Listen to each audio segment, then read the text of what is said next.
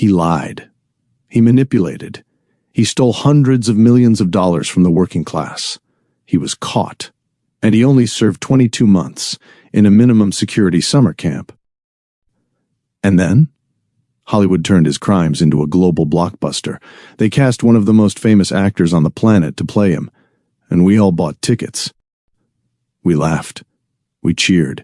This is the story of Jordan Belfort, the man who scammed America and then got incredibly rich, doing it all over again. But the wildest, most deeply disturbing part of this entire story isn't the drugs, it isn't the yachts, or the money laundering. The most terrifying part is that our society still cheers for him. My name is Manuel, and today we are running a forensic audit on the ultimate cultural lie.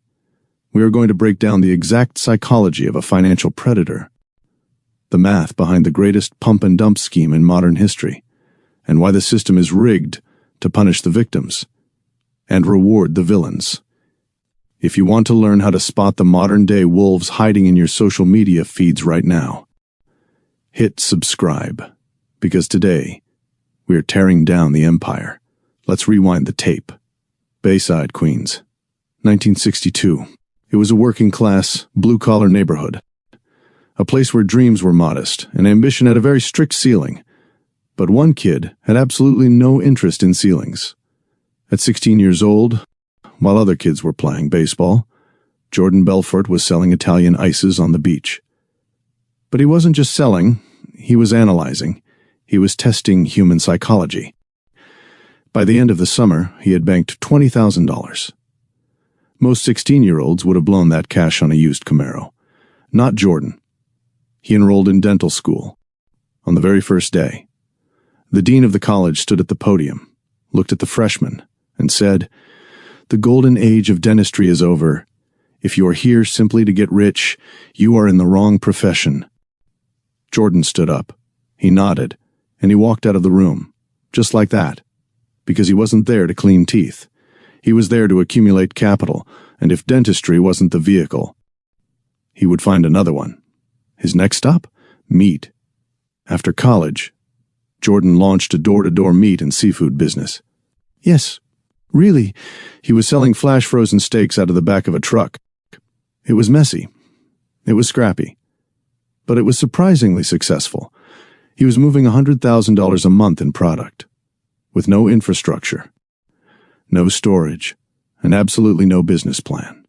Just pure, unadulterated hustle. But hustle without a foundation always collapses. Late deliveries, spoiled meat, mountains of unpaid invoices. It all caught up incredibly fast. Within months, the business filed for bankruptcy. But in the wreckage of that failure, Jordan found something else. He discovered his superpower. The product didn't matter. Steaks, surfboards, stocks. It was all entirely irrelevant. The only thing that mattered was the pitch. He realized he could sell absolutely anything to anyone. The salesman was officially born. Jordan didn't need a better product. He needed a system with a bigger payout. Enter Wall Street. Jordan landed an entry-level job at L.F. Rothschild, a legitimate, prestigious firm, suits, massive quotas, and an overwhelming culture of greed. It was the 1980s, after all. This was where he got his first taste of real money, real power. He learned how the markets actually moved, how the elite brokers talked, and most importantly, how they manipulated the client. He was on the fast track, until suddenly, October 1987, Black Monday, the stock market violently crashed. The phones on the trading floor went dead silent. Brokers stared blankly at the bleeding red tickers. L.F. Rothschild collapsed, and Jordan was fired. But while everyone else was mourning the death of their careers, Jordan saw something else. He saw a massive, unregulated opportunity. He discovered penny stocks, pink sheet garbage that no serious Wall Street broker would ever touch. They were entirely unregulated, highly illiquid, and completely worthless. But here was the mathematical magic. Normal blue-chip stocks paid a broker a 1% commission. But penny stocks? Penny stocks paid a 50% commission. Half. For the exact same amount of work, No fancy Ivy League degrees required, just a fast phone and a faster mouth. So, Jordan picked up the phone. He called some poor, unsuspecting working-class guy in Nebraska, and he delivered a masterclass in psychological manipulation. "Hello, Mr. Michael," he would say. "Listen to me very closely. This company is tiny right now, yes, but it is sitting on a piece of technology that is going to entirely disrupt the home entertainment industry. I am talking about a ground floor opportunity, completely under Wall Street's radar. The big guys haven't even sniffed this out yet. But when they do, boom, we are talking a 10x return. Minimum. You get in now at $1 a share, and in 6 months, you are not calling to thank me. You are calling me from your brand new beach house in Maui. So, here is what we are going to do. I am locking you in for 4,000 shares. Sound good?" The guy on the other end would hesitate. I'm not really sure I understand the company." And Jordan would drop the hammer. "You don't have to understand the company, sir. You just have to understand the upside. That is what smart money does. They act before the crowd catches on. So, do you want to be first? Or do you want to read about it in Forbes a year from now, saying, 'God, I wish I had listened to Jordan'?" And just like that, he closed $4,000 with a single phone call, no rules, no regulators, no moral compass, just cold calls and pure adrenaline.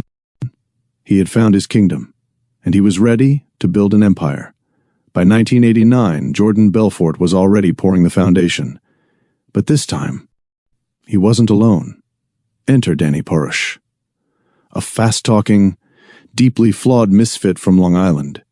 He had the charm of a snake oil salesman and the raw instincts of a street hustler. He wasn't from Wall Street. On most days, it didn't even feel like he was from the same planet. But Danny could close. Jordan saw something in him: hunger, absolute, blind loyalty, and a complete lack of brakes. Together, they were incredibly dangerous. Jordan had the grand vision. Danny brought the necessary chaos. Introducing Stratton Oakmont. The name sounded prestigious. It sounded like it had a 100-year legacy. Mahogany desks and leather-bound books. In reality, it was a dirty strip mall boiler room with flickering fluorescent lights, mismatched folding tables, and exactly zero regulatory oversight. The early recruits, they weren't financial analysts. They couldn't even read a balance sheet. They were bartenders, college dropouts, neighborhood weed dealers, and street hustlers. But Jordan didn't want experience. He didn't want thinkers. He wanted desperate, hungry people who would do exactly what he told them to do. He needed closers.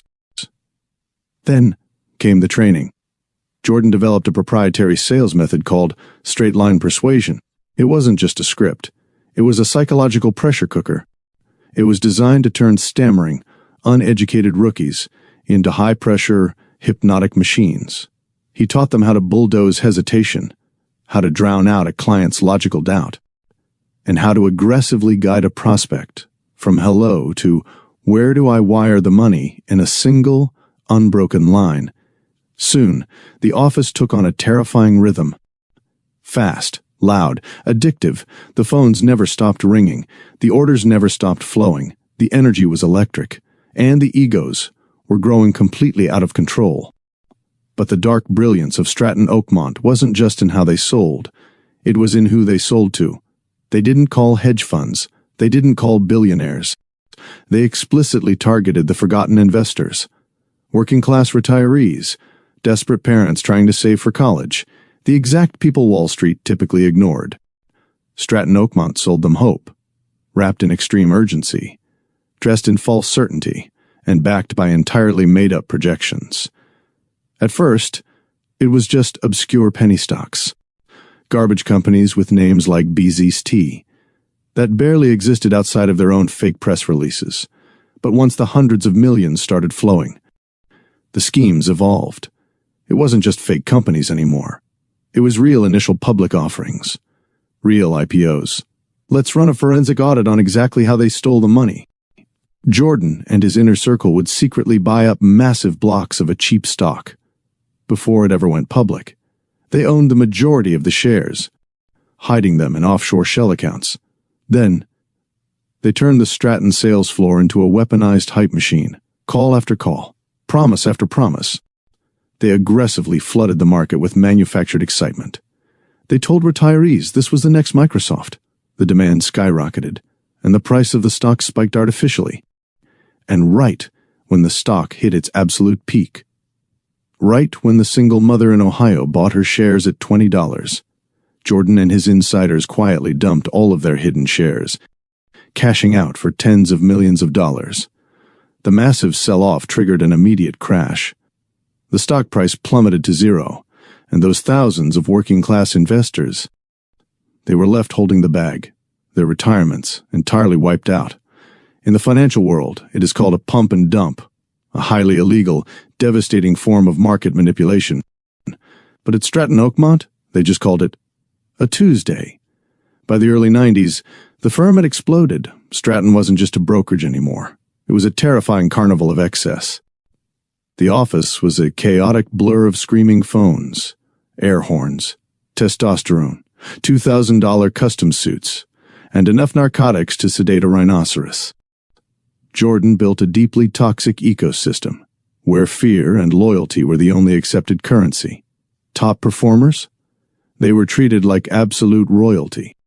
Massive bonus checks, exotic vacations, Rolex watches literally tossed across the sales floor like cheap candy. Underperformers, they were publicly humiliated, screamed at, cut loose and replaced within hours. And then came the parties. Strippers in the executive conference rooms, thousands of dollars of champagne overflowing into the fax machines. Lines of cocaine openly consumed off of the official SEC compliance manuals. Nothing was sacred. Not the office furniture, not the company cars, not even the fire extinguishers, which someone once emptied and refilled with whipped cream and tequila. Jordan Belfort had officially morphed from a street hustler into a cult leader wearing Armani. He bought a private corporate helicopter. He commissioned a massive luxury yacht, naming it after his wife, Naomi. He owned sprawling estates, a fleet of Lamborghinis, and millions in offshore gold. And through it all, he stood on the trading desk with a microphone and preached the exact same dark sermon every single morning. Success is everything, and if you are not winning, you are nothing. Do not hang up the phone until the client either buys or dies. On paper, Stratton Oakmont was thriving. They were taking real companies public, Steve Madden shoes, countless tech startups. The firm was growing faster than anyone in the financial sector could comprehend.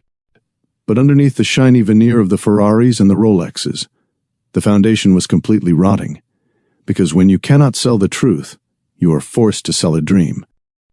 And dreams eventually wake up to reality. By 1994, the SEC, the Securities and Exchange Commission, had officially flagged a massive growing list of suspicious filings. Formal complaints were piling up from devastated investors, people who bought in at $7 a share, on Jordan's personal guarantee, only to watch the stock violently crash to 30 cents. A week later, even internally, some of the younger brokers were starting to ask dangerous questions.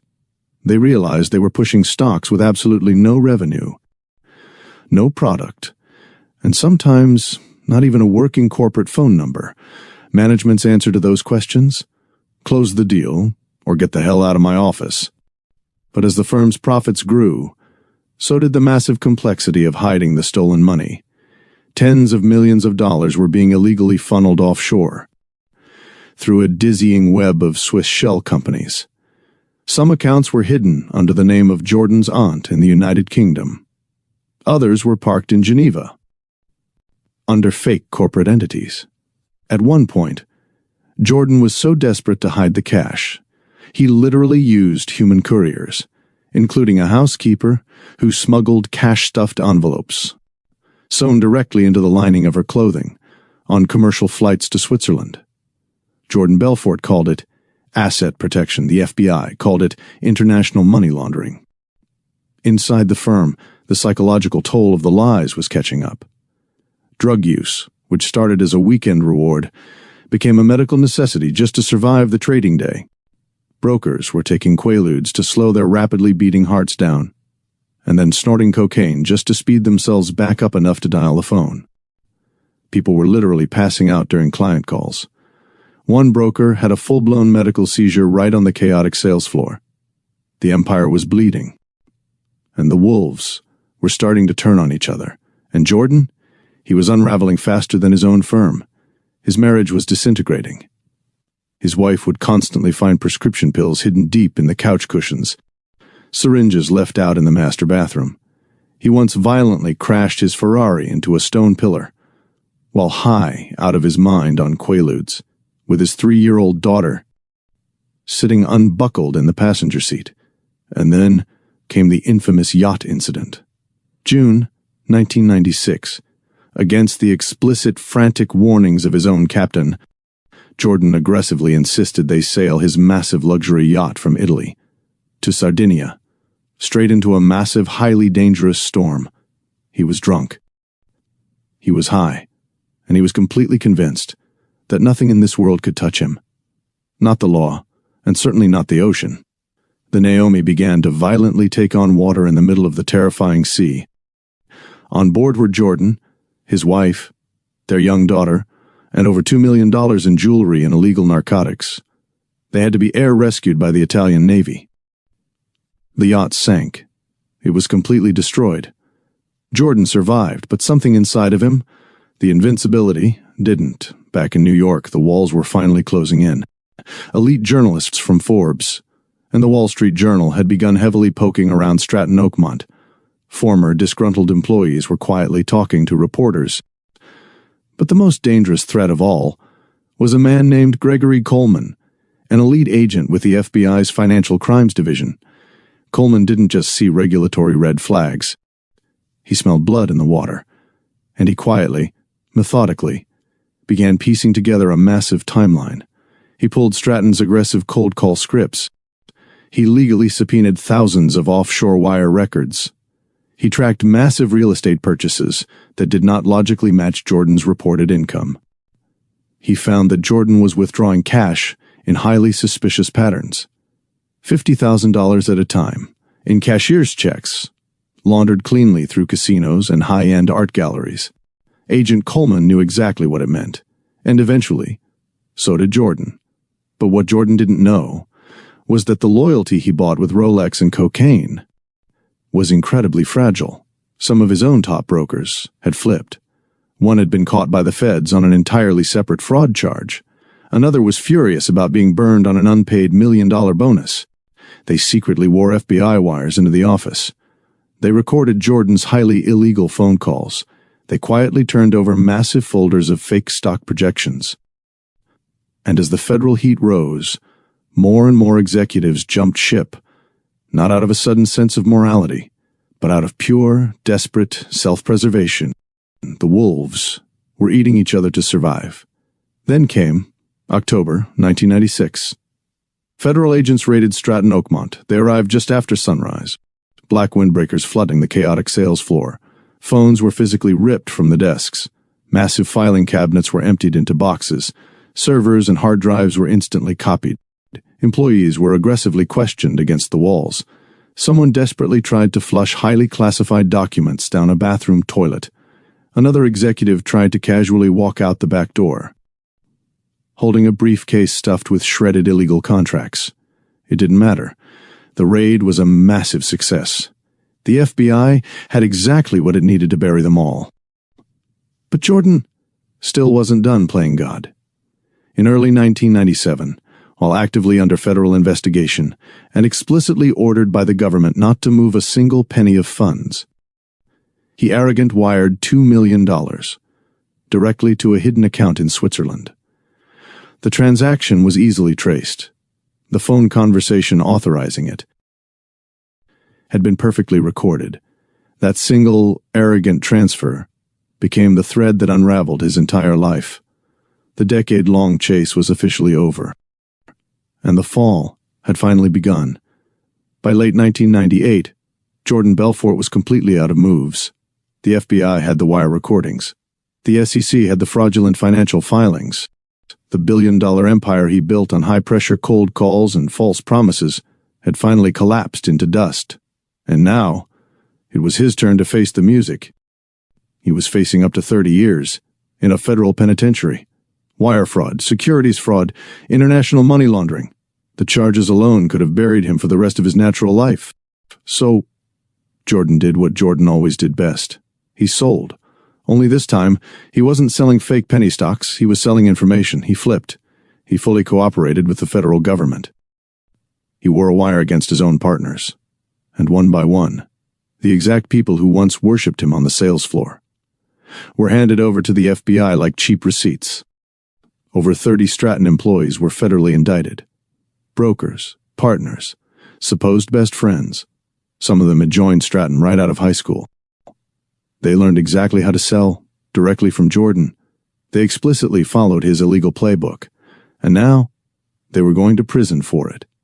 Some of those young brokers actually served more prison time than Jordan did. And Jordan, the mastermind behind hundreds of millions of dollars in stolen working-class wealth, he got exactly 22 months. 22 months. In a minimum security federal facility. There were no barbed wire fences. There were no dark, damp cells. The prison guards didn't even carry firearms. It was essentially a country club. Jordan played competitive tennis in the crisp mornings. He lifted weights in the sunny afternoons. And at night, he wrote. That is where he met Tommy Chong, the famous comedian from Cheech and Chong, who was randomly serving time in the same facility for selling glass bongs over the internet. Jordan told Tommy the whole wild story. The drugs, the sinking yacht, the envelopes of cash strapped to housekeepers, the massive lie that became a billionaire lifestyle. Tommy Chong wasn't outraged. He was highly amused. He looked at Jordan and said, "Write it down." So, Jordan did. In 2007, Jordan published The Wolf of Wall Street. It was a memoir that read much more like a boastful victory lap than a criminal confession. There were absolutely no genuine apologies to the victims. There was no deep remorse, just endless stories of yachts, orgies, fraud, and punchlines. And the terrifying truth. The American public completely ate it up. He sold them massive film rights. He wrote a highly lucrative sequel, and in 2013, legendary director Martin Scorsese and Leonardo DiCaprio turned Jordan's crimes into a massive, global blockbuster. The exact same man who ruthlessly lied to working-class investors on the phone was now highly entertaining them on the big screen. Audiences sat in theaters and laughed. Film critics wildly applauded. And Jordan Belfort, convicted felon, former massive fraudster, officially became a wealthy pop culture icon. But what about the people he scammed? They didn't get lucrative Hollywood movie deals. They didn't get closure. In fact, most of them never even got their money back. A public school teacher, who lost her entire retirement fund, a war veteran, who invested his life savings on Jordan's fake promises, a middle-class family, who literally remortgaged their only home for the next big thing Jordan pitched them. They were left with crippling debt, with absolutely nothing. The federal court officially ordered Jordan to pay $110 million in criminal restitution to his victims. To this day, only a tiny fraction of that money has ever been paid. The rest of it? Vanished, hidden deep in complex offshore accounts, real estate trusts, and highly paid legal loopholes. He publicly claims he is working on it. Meanwhile, his victims are still waiting. But Jordan, he's doing just fine. He is a highly paid motivational speaker now, a corporate sales coach, a podcast host. He sells success seminars and literally teaches ethics to packed stages around the world. He wears the name The Wolf like it is a proud badge of honor, not the deeply shameful scar that it should be. He didn't just escape the justice system. He actively sold it. He turned a 22-month slap on the wrist into a multi-million-dollar book deal. He turned pure, devastating fraud into global fame. And maybe the scariest part of this entire forensic audit is that we, as a society, actively applauded him. "I was guilty of being greedy," he once said in an interview.